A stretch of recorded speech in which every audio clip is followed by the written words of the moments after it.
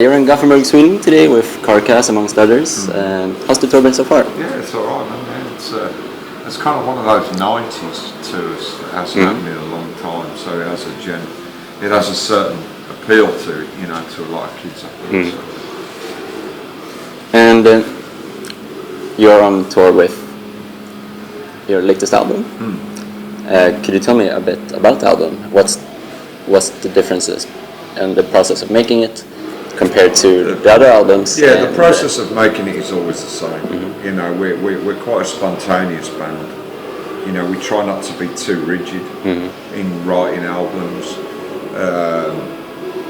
We do what we feel is the best at the time, stylistically. You know, we're not rigid. We don't have a checklist of things that a particular album should be. It tends to be quite organic in the way it comes out, you know. So the changes over the years in the band, both like member-wise and music-wise, what's the well, there hasn't been any changes member-wise for quite some time, like since actually 91. No, sorry, that would be wrong. 2000 something.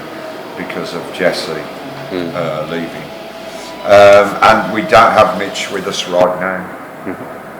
At the present time, we've got a fill-in member, so no kind of changes, but not really. And it hasn't affected us, you know. It hasn't affected the way that we do things, you know. And like musically and lyrically, the band has always been.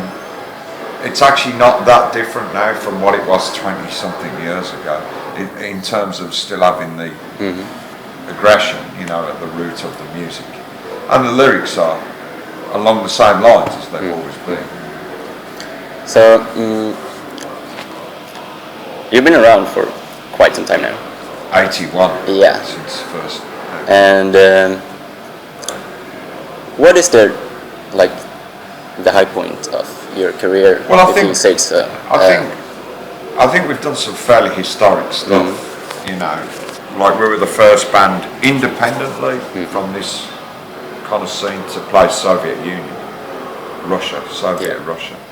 Nobody had done that before us from the extreme music scene, and doing it independently, it hadn't been done. So that was quite historic. You know, going to South Africa with the ANC, you know, with Nelson Mandela's party, at first after apartheid, that was quite historic. There's a few other things, you know. You can never hope to be in situations like that, you know. So it's quite important, you know, certainly to me. So there've been many high points. Yeah, I mean low points.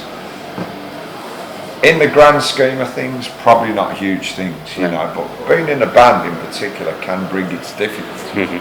You know, you're living with the same 5 people living together, day to day. It can be tricky sometimes. But, you know, again, not the worst things in the world, necessarily. You also said you look at Napalm Death more as a life experience I do. That's absolutely than a career. True. That is absolutely true. Not many bands I've met do that. Yeah. And do you think that makes you stick out in a way from other bands? It's not intended that way. It's not me. It's not intended as me putting myself on some kind of throne or pedestal. Not at all. You know. No. It's just I happen to, you know, to me, treating a band like Napalm Death as a career would be to structure it very coldly. And it should, for me, Napalm Death shouldn't be that way. It should be an organic thing. The kind of things that we talk about are not designed, you know, for a career and stuff. It's not that way intended. So it is a life experience, absolutely a life experience. And one day that life experience will finish, you know. But I don't know when. We haven't planned for that. That's why we keep kind of rolling along, because we always feel that we have new ideas and things like that. So. Looking at Napalm Death as a career-wise, and some experience. Yeah, sure. No. What is there left to do for you that you haven't done yet? Yeah, I mean, there's some parts of the world that we haven't played in that would be a challenge, maybe, like certain parts of the Indian subcontinent, certain parts of Africa that we haven't done. So, you know, things like that are always the next things to do. But also, hopefully, on the idea side of the band, is maybe to have some influence, you know, to make certain changes, you know. I mean, Napalm is always going to promote, you know, human dignity and equality and stuff like that. And it's kind of a dream, I suppose, to have that, to influence that in a big way, you know. In reality, as a band, okay, you know, you still have a certain public influence, but to influence like somewhere culturally is a far more difficult thing to do. So, but we're trying, we keep on trying, you know. Music-wise, concerts, describe the fan growth or like the fan engagement over years. You know what? People, one of the common questions, and I think it comes with any band, is how are the fans in this place? How are the fans in that place? And what about? And the answer is, people are people. Yeah. You know, there's no differentiation to make from continent to continent. It's always consistently a good experience to arrive at any venue and find that there are kids there that can be bothered to pay to come in to watch a band. You know, that's always a great thing, you know, I'd never underestimate that, you know, so you can't stereotype fans, I don't think, of Napalm Death. Other bands might give you a different answer, but I don't want to I'm sick and tired of stereotyping people. You know, people are people. You look out into a group of people at any Napalm Death gig and you will see people who have an appearance in 100 different ways, you know, and that's a good thing, you know. Because you said in an interview that, take the US for example, there was a bit of a problem getting people to come, and then now but that's not necessarily a description of the type of fan. That's more to do with what the situation was at the time. You know, the US was a difficult place to play for some years, just because really, you know, just because people had stopped going to gigs, the subgenres maybe had become less popular, and so naturally you got that.